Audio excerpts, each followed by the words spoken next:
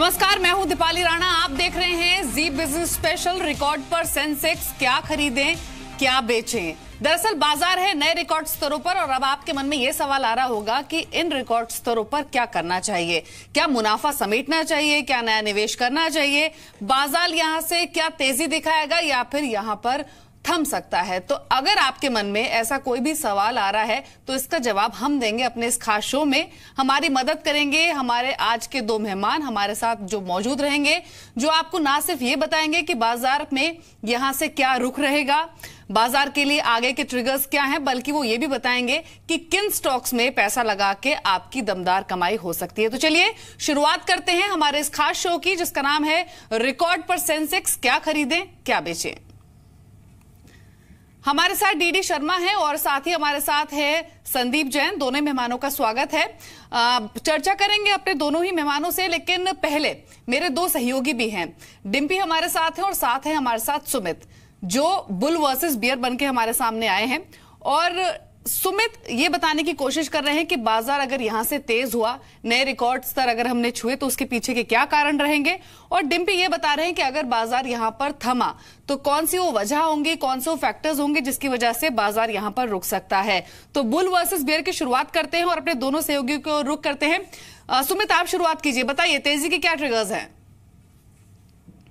देखिए, सबसे पहला ट्रिगर तो मेरे पास जाहिर सी बात है नंबर्स ही होंगे, क्योंकि अब तक जो नंबर्स आए हैं, चाहे वो लास्ट क्वार्टर के हों या फिर Q1 के ऑनगोइंग नंबर्स हों, सो फार किसी में कोई ऐसा डैमेज नहीं दिखा है। चाहे लास्ट क्वार्टर में भी नंबर्स की बात करें तो मोरलेस रिकवरी फेज पे थे और अभी भी जो नंबर्स हैं वो अब तक बेहतर साइड पे ही दिखाई पड़ रहा है। अनुमान भी यही है कि ज्यादा अच्छे नंबर आएंगे। जीएसटी फैक्टर इन हो चुका है और सभी के नंबर्स में जीएसटी एडजस्टमेंट के बाद अच्छे नंबर आते हुए दिखाई पड़ रहे हैं। तो ये बाजार के लिए सबसे बेटर ट्रिगर है, क्योंकि यही अर्निंग को री रेट करेगा और उसी अकॉर्डिंग मल्टीपल एडजस्ट करेगा। तो इसको मानते हुए मान सकते हैं कि तेजी के लिए सबसे बड़ा ट्रिगर यही रहेगा।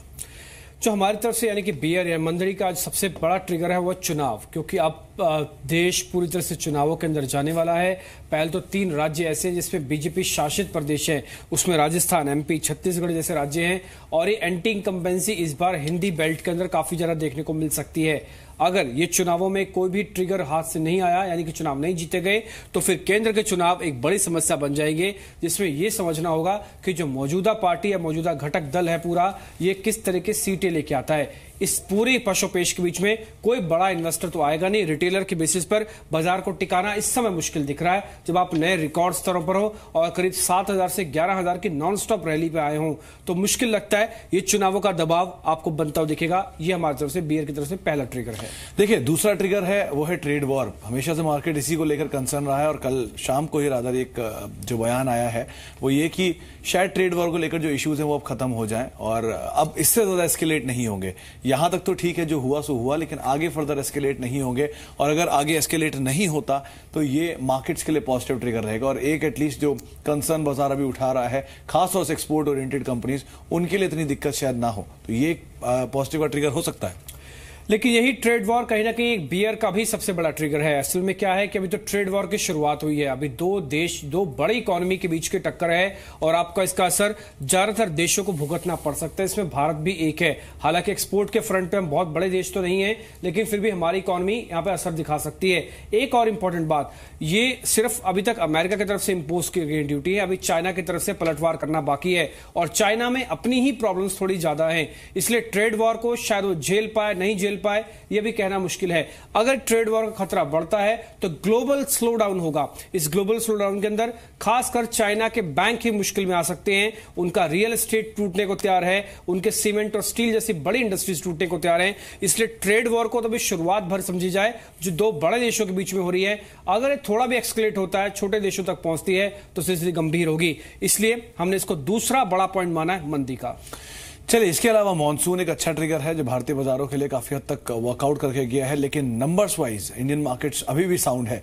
ऑटो नंबर्स देखिए, लगातार दूसरा तीसरा महीना जबकि अच्छे आ रहे हैं। स्टील के नंबर्स अच्छे आ रहे हैं, सीमेंट डिस्पैचेस अच्छे आ रहे हैं। तो सो फार बुलिश ट्रेंड के लिए जितनी भी अच्छी चीजें हैं, चाहे वो नतीजे हों या फिर बिक्री के आंकड़े हो, वो मार्केट को सपोर्ट कर रहे हैं। तो एटलीस्ट वहां से कोई कंसर्न नहीं दिखाई पड़ रहा बाजारों के लिए।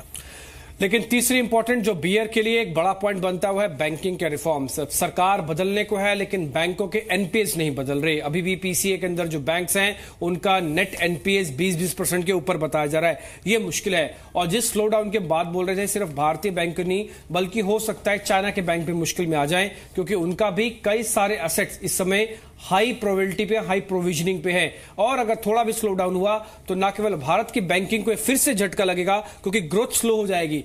जो सेक्टर रिकवर कर रहे थे, जहां से आपको उम्मीद है कि बैंक का रिफॉर्म्स हो जाएगा, वो सेक्टर वापस मंदी की चपेट में चले जाएंगे। मसलन स्टील, मसलन प्रॉपर्टी, ये सारे के सारे सेगमेंट कहीं ना कहीं कमजोरी दिखाएंगे। इसलिए एनपीएस एक बड़ी मुश्किल है। इस कमजोर एनपीएस के बेस के साथ चुनावों का ट्रिगर ये इंडिकेट करता है कि अभी बियर फेस पूरी तरह से बन सकता है, और ये तीसरा बड़ा कारण है जो कि बाजार को नीचे लेके आ सकता है। देखिए, सबसे आखिरी में और सबसे इंपॉर्टेंट जो है वो है एफआईएस और म्यूचुअल फंड का तबका। दोनों ही बाजार को लेकर बुलिश है। एफआईएस की बिकवाली की इंटेंसिटी रुकी है, कम हुई है, अगर रुकी नहीं हुई तो कम हुई है। और म्यूचुअल फंड जो कि लगातार एसआईपी के जरिए पैसा डल ही रहा है, तो मार्केट को सपोर्ट दिया हुआ और एक बफर बना रखा है। तो इस तरह का रिडम्पशन प्रेशर अभी आया नहीं है। बड़ा तबका मार्केट का भी मार्केट के साथ है, तो ऐसा लगता नहीं कि बहुत ज्यादा कोई बिकवाली हाल फिलहाल में देखने को मिलेगी भी। लेकिन जिसके बिल्कुल उसके उलट देखेंगे, हमने पिछले 10 साल का ट्रेंड देखा कि मार्केट में जब इस तरह की बड़ी रैली आती है तो आखिरकार होता क्या है। उसमें साफ पता लगा कि हर बड़ी तेजी के साथ मार्केट में बड़ा करेक्शन जरूर आता है।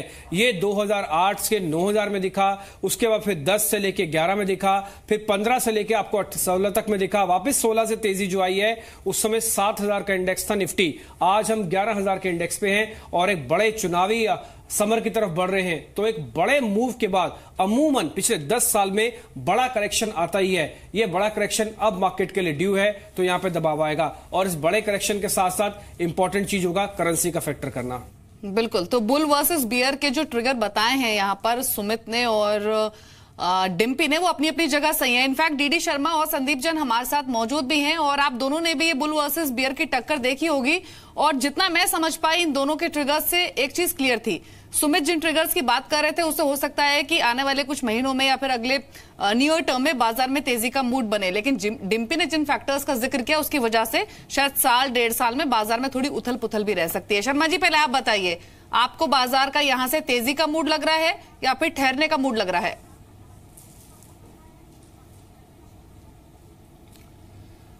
देखिए, वैसे देखा जाए तो बाजार में जो अर्निंग्स में जो मोमेंटम अब चालू हुआ है, ये इस साल पूरा जो है वो जारी रह सकता है। और अगर कोई एक्स्ट्राऑर्डिनरी फैक्टर नहीं आए डोमेस्टिक या ग्लोबल, तो मेरे ख्याल से अर्निंग मोमेंटम बना रह सकता है, जो कि मार्केट को सपोर्ट करेगा।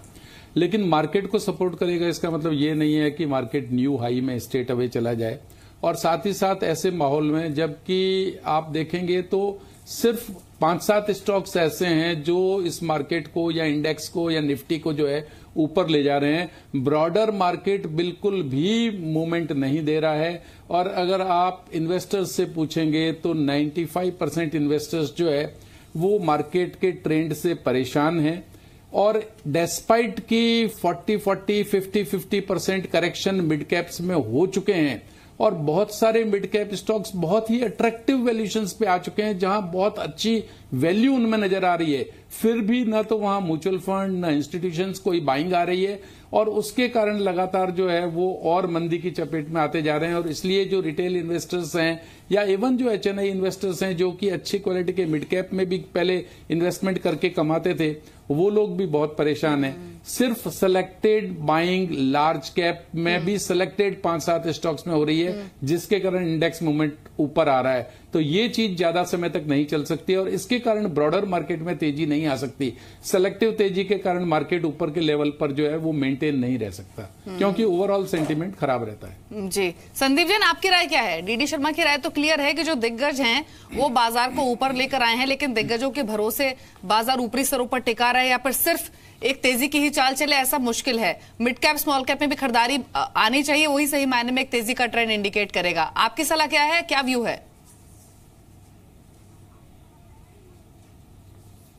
बिल्कुल, बात बहुत सही कही शर्मा जी ने। देखिए, बहुत जरूरी है कि ब्रॉड बेस्ड तेजी आए। देखिए, आज जिस तरीके से मार्केट में 5-6 स्टॉक्स ने पूरी तेजी को संभाला और पूरी तेजी को लाए हैं और स्टॉक्स अच्छे खासे करेक्ट कर चुके हैं। मैं तो कहूंगा कि जो फरवरी 2 से जो मद्दी ट्रिगर हुई थी और जो बड़े बड़े जो पैनिक फॉल्स आए थे वो 2-3 दिनों में, वहां के जो फिगर्स है, वहां के जो भाव है स्टॉक प्राइसेस के, वहां से नीचे आ चुके हैं आज की डेट में, और कई स्टॉक्स अच्छे खासे करेक्ट कर चुके हैं। रीजन बीइंग कि कुछ तो सेबी के भी जो हार्श कई एक्शन थे जो कि मार्केट के लिए लॉन्ग टर्म में काफी फेवरेबल रहेंगे, जैसे कि कुछ एफएनओ रिलेटेड एक्शन था, कुछ एएसएम रिलेटेड एक्शन था। तो जहां पे जो शर्मा जी कह रहे थे कि इवन पोर्टफोलियो इन्वेस्टर्स भी अफेक्टेड हुए हैं जो कि बाय एंड फॉरगेट वाली स्ट्रेटेजी के साथ काम करते थे, तो वहां पे भी इनफैक्ट इम्पैक्ट आया है। तो मेरे हिसाब से देखिए, फिर भी ये कहूंगा कि मिड कैप्स और स्मॉल कैप्स में कहीं ना कहीं ऐसा लगता है कि एक रिकवरी आएगी, बट ये रिकवरी के लिए आपको कहीं ना कहीं सेफ्टी के साथ खेलना पड़ेगा। High beta mid cap small cap में ना जाए, leveraged mid cap small cap में ना जाए। कल की बहुत ज्यादा अच्छी क्वालिटी के मिड कैप्स में और स्मॉल कैप्स में एंट्री लेने की कोशिश करें। और साथ में मैं ये भी कहूंगा कि एक मल्टी कैप पोर्टफोलियो बनाना चाहिए, क्योंकि जो ये एक मिस हुई है ये रैली, अगर मिड कैप और स्मॉल कैप की वजह थोड़ा लार्ज कैप भी अगर पोर्टफोलियो में कंपोनेंट बना रहता तो सर्टेनली वहां पे भी प्रॉफिट आता। तो मैं ये कहूंगा कि जो मैंने कोशिश की कि भाई एक मल्टी कैप पोर्टफोलियो बनाने की कोशिश की है, और उसी तरीके से मेरे हिसाब से जो बुल्स एंड बेयर्स के जो केसेस है दोनों को ध्यान रखें। बुल्स के पॉइंट्स भी बहुत वैलिड थे, बट साथ साथ बेयर्स को ध्यान रखना चाहिए। तो इसलिए एक कॉम्बिनेशन ये रहेगा कि एक लीथल कॉम्बिनेशन ये है कि आप अच्छे सेक्टर्स को चुनिए, उस सेक्टर में अच्छे स्टॉक्स को चुनिए और तेजी में बने रहें तो ज्यादा फायदा होगा। बिल्कुल, और इस शो को करने का हमारा मकसद ही यही है कि हम एक डाइवर्सिफाइड पोर्टफोलियो अपने इन्वेस्टर्स का बना पाएं, जिसमें वो large cap, mid cap, small cap शामिल करके अपने निवेश की रणनीति अपना सके। शर्मा जी, मैं स्टॉक्स पूछूं उससे पहले एक सवाल और है आपसे, क्योंकि आपका थोड़ा सा मूड मुझे कॉशियस लग रहा है इन स्तरों पर। तो एक चीज बताइए, ऐसा निवेशक जिसने अब तक कमाई नहीं की है बाजार में, जिसका पैसा नहीं बना है, मिड कैप्स क्योंकि काफी लुढ़क चुके हैं अपने ऊपरी स्तरों से, क्या ये सही समय है बाजार में पैसा डालने का या फिर रुकना चाहिए?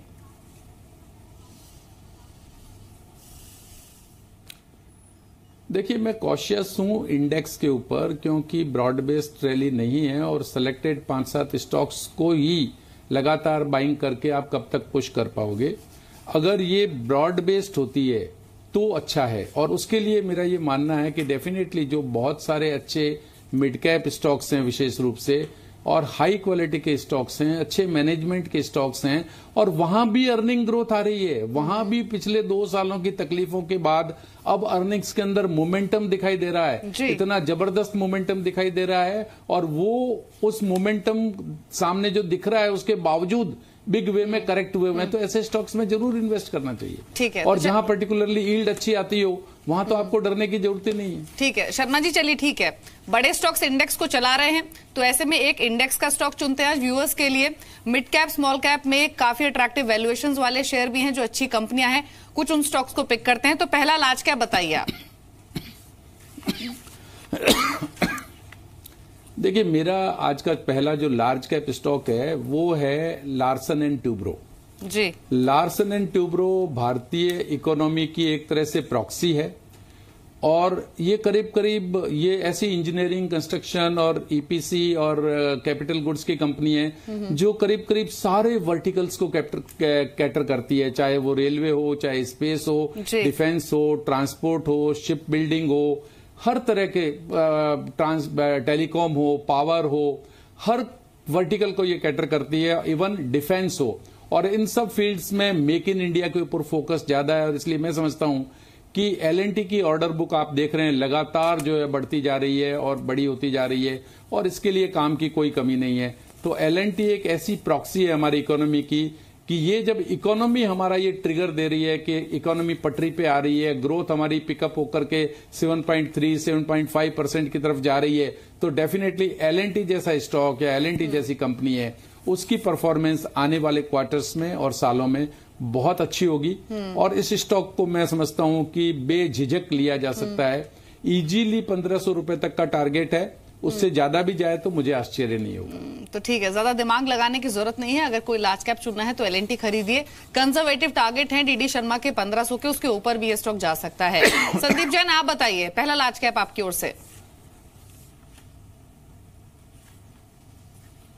बहुत ही सिंपल स्टॉक है आईटीसी। देखिए काफी बार आपके चैनल पर जिक्र कर चुका हूं और मुझे ऐसा लगता है कि अभी भी एक नो ब्रेनर सा स्टॉक है, बिल्कुल इस स्टॉक में निवेश करना चाहिए। कुछ रेगुलेटरी इश्यूज और काफी जो सेस और कई चीजें जो लग रही थी पास्ट में और उसकी वजह से ये कभी बढ़ा नहीं, बट कंपनी ने अब जिस तरीके से सिगरेट वॉल्यूम से नॉन सिगरेट वॉल्यूम के ऊपर जो फोकस किया है और उसकी वजह से रिजल्ट्स भी आने लगे और 2020 तक तो सर्टेनली और भी अच्छे रिजल्ट्स आएंगे। और अभी भी देखिए जिस तरीके से उनका कंपोनेंट बढ़ रहा है नॉन सिगरेट वॉल्यूम्स का और जो नए ब्रांड्स लॉन्चेस है, कई प्रोडक्ट लॉन्चेस ये लोग कर रहे हैं इस सेगमेंट में, तो मुझे ऐसा लगता है कि आने वाले दिनों में ये भी जिस तरीके से HUL के साथ एक तरीके से चलता था, HUL आज 70-72 के पी मल्टीपल पे चल रहा है, ये सिर्फ 30 के पी मल्टीपल पे चल रहा है और अच्छे खासे रिटर्न ऑन कैपिटल एम्प्लॉयड इसकी भी है, कंपेरेबल है, हर तरीके से कंपेरेबल है। तो बस मुझे ये लगता है कि ये चल क्यों नहीं रहा, रीजन बीइंग ये भी हो सकता है कि वाइडली हेल्ड है, हो सकता है रेगुलेटरी इश्यूज की वजह से ये प्रॉब्लम आती है। और ऐसा ये नहीं है कि ये सिर्फ इंडिया में ही हो रहा है, इनकी जो पेरेंट कंपनी है bat, British American tobacco company, उनके साथ भी यूके में ऐसा हुआ है, कई पोर्टफोलियो मैनेजर गलत पड़े हुए हैं। तो मैं तो ये कहूंगा कि ये चलता नहीं है, इसलिए ज्यादा अच्छा लगने लगा है क्योंकि ये टूटता भी नहीं है साथ में। 255-60 एक बहुत ही स्ट्रांग सपोर्ट की तरह काम करते हैं और 270 के लेवल्स पे, और अभी भी देखिए एक तरीके से आज करेक्ट हुआ स्टॉक है, तो मेरे हिसाब से तो इन लेवल्स पे बिल्कुल निवेश करें, इट्स अ नो ब्रेनर। और आने वाले दिनों में मुझे लगता है कि ये साल भर में नहीं बल्कि 6 से 9 महीने की अवधि में ये आराम से 320 रुपए के टारगेट दिखा देगा। तो ठीक है, आईटीसी संदीप जैन की पसंद है, खरीदारी की सलाह है इनकी ओर से। 1 साल के जो लक्ष्य हैं वो 320 के हैं और बेहतर बात यहां पर संदीप जैन ने बताई भी कि एक ऐसा स्टॉक है अगर आप पोर्टफोलियो में रखेंगे तो आपको टेंशन नहीं देगा ये स्टॉक, भले ही थोड़ा चलने में ये इरिटेट करे, थोड़ा सा आपका पेशेंस टेस्ट करे, लेकिन नुकसान आपको नहीं देगा, टेंशन आपको नहीं देगा। तो इसको रखिए अपने पोर्टफोलियो में। और इनफैक्ट जितने भी बड़े ग्लोबल ब्रोकरेज हाउसेज है वो भी बहुत बुलिश हैं। CLSA की भी यहां पर 320-330 तक के टारगेट्स, वो भी आईटीसी पर खरीदारी की सलाह दे रहे हैं। लेकिन जब हम बात करते हैं ड्रीम रिटर्न्स की तो वो सिर्फ मिड कैप या फिर स्मॉल कैप में ही पूरे हो सकते हैं। इसीलिए शर्मा जी, जो ज्यादातर व्यूअर्स है, जब हमें बहुत सारे क्वेरीज मिलती हैं तो वो लार्ज कैप्स की बजाय मिड कैप स्मॉल कैप में पिक्स जानना चाहते हैं। और आज के जो हमारे दोनों एक्सपर्ट है, खास बात यह है कि उनके मिड कैप्स और स्मॉल कैप्स पे काफी गहरी पकड़ है। तो शर्मा जी आप बताइए, मिड कैप स्टॉक कौन सा पिक करेंगे? देखिए, आज के इस माहौल में मैंने बेहतरीन मैनेजमेंट की एक बेहतरीन कंपनी पिक की है। पहली ये जो मिड कैप कंपनी है मेरी, ये है सेंचुरी एनका। सेंचुरी एनका कुमार मंगलम बिड़ला जी के दादाजी की कंपनी है, वो मैनेज करते हैं, लेकिन अल्टीमेटली हमें पता है कि ये कुमार मंगलम के फोल्ड में जाने वाली है। ये company nylon tyre cord fabric के अंदर है, जहां 24% मार्केट शेयर है इसका। इसी तरह ये नायलॉन फिलामेंट यार्न में भी है, जहां 20% के आसपास मार्केट शेयर है। और इसके अलावा ये नए बिजनेसेस में जा रही है, पॉलिस्टर टायर कोड में भी जा रही है, जो कि अगेन टायर्स में यूज होगा और ये रेडियल कार के रेडियल टायर्स के अंदर यूज में होगा। और ये सारी प्रोडक्ट की डिमांड अभी काफी स्ट्रांग है। और बढ़िया या पहला ट्रिगर इसका ये है कि रिसेंट पास्ट में नायलॉन फिलामेंट यार्न और टायर कॉर्ड की प्राइसेज जो है वो बढ़ी है। इसके कारण करंट क्वार्टर ऑनवर्ड्स मार्जिन जो है कंपनी के इंप्रूव होंगे और करंट ईयर में प्रॉफिट्स इंप्रूव होंगे। अदरवाइज भी कंपनी की प्रॉफिटेबिलिटी बहुत अच्छी है। मार्च 18 की कंपनी की अर्निंग 32 रुपए थी, कैश अर्निंग 56 रुपए थी। और जो रिसेंट ट्रेंड है प्राइस का और मार्जिन एक्सपांशन का, उसको देखते हुए लगता है कि करंट ईयर में इसकी अर्निंग 40 रुपए के आसपास आ सकती है। डिविडेंड इसने 7 रुपए दिया था मार्च 18 में, हो सकता है वो बढ़ के करंट ईयर में 8 रुपए या उससे ज्यादा हो जाए। और इतने टॉप क्लास मैनेजमेंट और इतना अट्रैक्टिव वैल्यूएशन, मैं समझता हूं बहुत इजीली ये शेयर जो है 400 रुपए तक जा सकता है। साथ ही साथ अच्छी चीज ये है कि ये नेट जीरो डेट कंपनी है, फ्री कैश फ्लो जनरेट करती है और इसके पास अपने बिजनेसेस के अलावा जो सरप्लस लैंड है वो भी सिग्निफिकेंट है। तो ये सारी चीजें देखते हुए, और सिर्फ 500 करोड़ का मार्केट कैप है, उसके सामने दुनिया भर की सैकड़ों करोड़ की लैंड, कैश जो पड़ा है बुक्स में वो 200 करोड़ के आसपास का है और इतनी जबरदस्त अर्निंग है, मैं समझता हूं, और इतना अच्छा डिविडेंड देती है ये कंपनी, इजीली जो है 400 रुपए तक जो है आपको भाव दिखा सकती है। मेरे ख्याल से इतने टॉप क्लास मैनेजमेंट के इस तरह के मिड कैप स्टॉक को आपको छोड़ना नहीं चाहिए। शर्मा जी, आपके कंजर्वेटिव टारगेट्स हैं या फिर दिल खोल के टारगेट्स दिए हैं ये 400 रुपए के? नहीं, देखिए ये कंजर्वेटिव टारगेट है, क्योंकि ये जो बिजनेस है वो स्टेडी बिजनेस है और ये ग्रोथ जो है वो लिमिटेड आ रही है। इसके लिए मैंने डिस्काउंटिंग 40 रुपीज की करंट ईयर की एक्सपेक्टेड अर्निंग को सिर्फ 10 टाइम्स डिस्काउंट किया है और 400 का भाव दिया है। जबकि जो दूसरी चीजें इसके पास है, इसके पास जो कैश है, फ्री कैश फ्लो जनरेशन है, सरप्लस लैंड बैंक है जबरदस्त, उन सबको तो मैंने अकाउंट फॉर ही नहीं किया है। वो सब अगर मार्केट कभी भी अच्छे माहौल में अकाउंट करेगा तो भाव और ज्यादा हो सकता है। बिल्कुल, तो 400 रुपए के टारगेट। और एक खास बात है, जैसे जैसे हम लार्ज कैप से मिड कैप की तरफ बढ़ रहे हैं, जो टारगेट है वो भी बड़े होते जा रहे हैं। और अगर सेंचुरी एनका की बात करें, हालांकि यहाँ पर पूरी अच्छे तरीके से शर्मा जी ने समझाया, फॉरेन पोर्टफोलियो इन्वेस्टर्स की इसमें होल्डिंग है करीब 3% के आसपास की। LIC लगभग 7% हिस्सेदारी सेंचुरी एनका में होल्ड करता है और बेहतरीन कंपनी है। तो 400 के टारगेट्स यहाँ पर शर्मा जी की ओर से हैं। आपकी मिड कैप में पसंद क्या है संदीप जैन?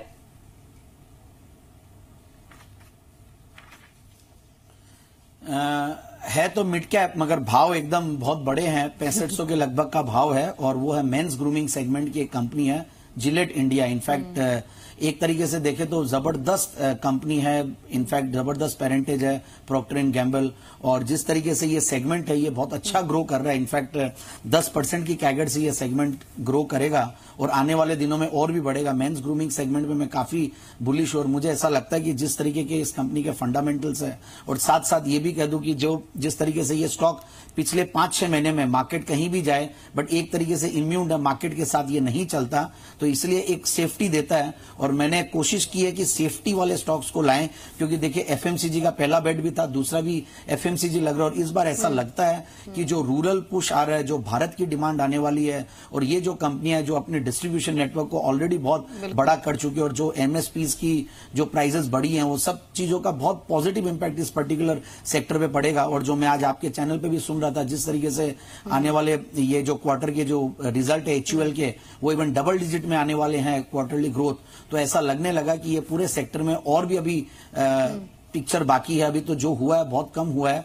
और डाउनसाइड रिस्क यहां से कम लगती नहीं है, बहुत कम लगती है। और अपसाइड मुझे ऐसा लगता है कि आराम से ये 7350 और आराम से हो सकता है कि 8000 के लेवल्स भी आने वाले दिनों में दिखा दे, तो कोई बहुत बड़ी बात नहीं होगी। संदीप जैन, हाल ही में हमने एक शो किया था वर्ल्ड चैंपियन शेयर, आपने देखा था क्या वो शो या मिस किया?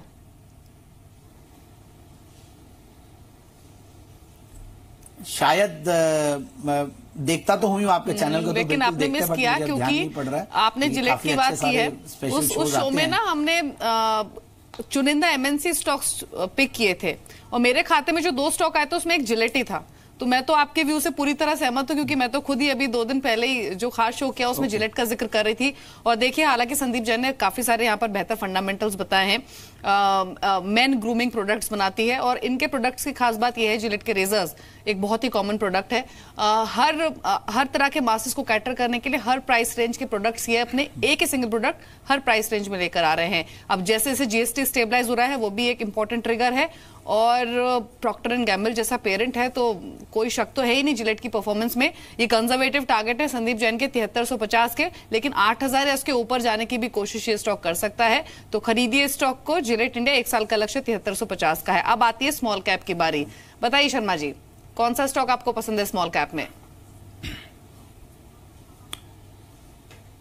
देखिए, एक बार फिर एक बेहतरीन मैनेजमेंट की कंपनी है, जो रूरल फोकस्ड भी है और इंडस्ट्री की तरफ भी जिसका झुकाव है, ऐसे प्रोडक्ट लाइन में है। और ये कंपनी है एवरेस्ट इंडस्ट्रीज। एवरेस्ट इंडस्ट्रीज का जो ट्रेडिशनल बिजनेस है वो है सीमेंट और फाइबर के बिल्डिंग प्रोडक्ट्स, जैसे कि रूफिंग्स है, बोर्ड्स है, पैनल्स है, वॉल पैनल्स है, इस तरह की चीजें हैं जो कि मेनली रूरल इकोनॉमी में काम में आती है, अफोर्डेबल हाउसिंग में काम में आती है मेनली। और इसलिए यहां पर डिमांड जो है वो बहुत स्ट्रांग होने की आशा है। और GST ब्लूज और दूसरे जो कैश क्रंच के ब्लूज है, उनको हटने के बाद में मार्च 18 में इसकी प्रॉफिट ग्रोथ सिग्निफिकेंट आई है। अर्निंग्स जो है वो यूं समझ लीजिए कि 5-6 रुपए से बढ़ के सीधी 33.5 रुपीज हो गई थी मार्च 18 में। और इस कंपनी ने भी डिविडेंड 6.5 रुपए दिया है। दूसरा इसका एक प्रोडक्ट लाइन और है, वो है pre engineered steel building products, जहां की ये स्टील की रूफिंग, डिजाइनर सीलिंग्स, स्टील की वॉल पैनल्स वगैरह इस तरह की चीजें बनाती है, जो कि मॉडर्न इकोनॉमी के लिए वेयर हाउस बनाने में, फैक्ट्रीज बनाने में यहां पर काम आती है और ये बहुत कम समय में बहुत फास्ट जो है आपके लिए वेयर हाउसिंग बना देगी। एक बहुत बड़ी फैक्ट्री इन्होंने आसाम में पतंजलि की लगाई 6 महीने के अंदर अंदर। इसी तरह कोई बड़ा वेयर हाउस बनाना हो 3-4 महीने में ये बना सकते हैं। तो ये दोनों कैटेगरी को कैटर करती है। रूरल फोकस्ड प्रोडक्ट हैं इसके पास मेनली, और साथ ही साथ जो इंडस्ट्री से रिलेटेड प्रोडक्ट हैं, वेयर हाउस के, लॉजिस्टिक के, प्लस फैक्ट्री बनाने के, उसके लिए प्री इंजीनियर स्ट्रक्चर बनाने का काम भी ये बिग वे में करती है। और दोनों कामों में ऑर्डर्स इनके पास बहुत अच्छे हैं, काम बहुत अच्छा है, कैपेसिटी इनकी काफी अच्छी है। इसके अलावा एक नई प्रोडक्ट लाइन में गए हैं, ये सोलर पैनल रूफिंग्स भी बनाते हैं ये। साथ ही साथ ये ग्रेजुअली कंपनी शिफ्ट हो रही है प्रोडक्ट कंपनी से सॉल्यूशन कंपनी की तरफ। यानी पहले खाली प्रोडक्ट बेचते थे, अब प्रोडक्ट नहीं, उन्हीं प्रोडक्ट से सॉल्यूशन बना करके पूरे देते हैं। और कंपनी की ग्रोथ जबरदस्त है। 33.5 रुपए जैसे मैंने बताया मार्च 18 की अर्निंग आई है। करंट ईयर में भी इसकी अर्निंग 40 रुपए के आसपास आएगी। और अब अगर इस तरह की पीयर कंपनी की मैं बात करूं तो शंकरा प्रोडक्ट करके कंपनी जो इसी तरह बिल्डिंग मटेरियल्स वगैरह में है, और उसकी भी अर्निंग मार्च 18 की 32 रुपए आई है और उसका भाव 1500 से भी ऊपर का है। जबकि ये शेयर आपको जो है वो 400 रुपए के आसपास मिल रहा है। मैं समझता हूं कि ये शेयर जो है 12 महीने में बहुत आसानी से अगर रीजनेबल वैल्यूएशन दो तब भी 800 रुपए तक पहुंच सकता है। बिल्कुल 800 रुपए तक जा सकता है। स्मॉल कैप स्टॉक, इसलिए रिटर्न ज्यादा, सीधे डबल के टारगेट से यहाँ पे। और एचडीएफसी स्मॉल कैप फंड वो भी इसमें होल्डिंग रखता है 2% के आसपास की। और बाजार के एक जाने माने निवेशक विजय केडिया, उनकी भी 5% होल्डिंग है। फटाफट से संदीप जैन, आपकी स्मॉल कैप पिक।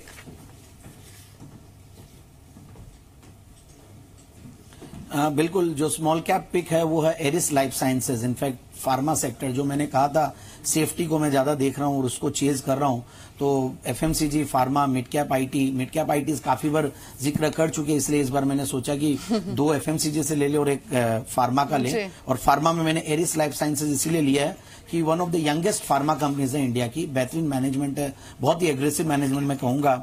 और खास बात है कि टॉप 30 कंपनीज में आती है इंडियन ब्रांडेड फॉर्मुलेशंस का जो मार्केट है उसके अंदर।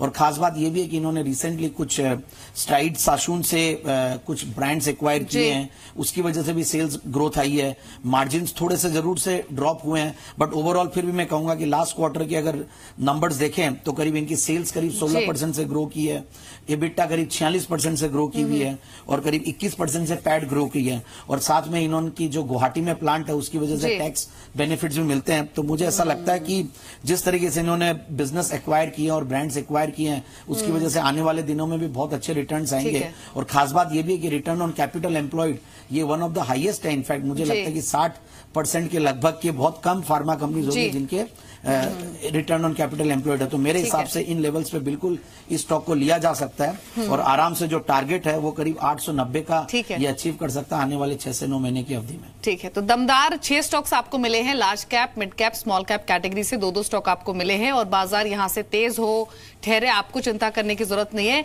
Large cap, mid cap, small cap के साथ एक दमदार पोर्टफोलियो बनाइए और कमाई कीजिए। शुक्रिया डीडी शर्मा आपका और संदीप जैन आपका भी इस खास शो में शामिल होने के लिए। उम्मीद करते हैं ये स्पेशल शो आपको पसंद आया होगा। नमस्कार।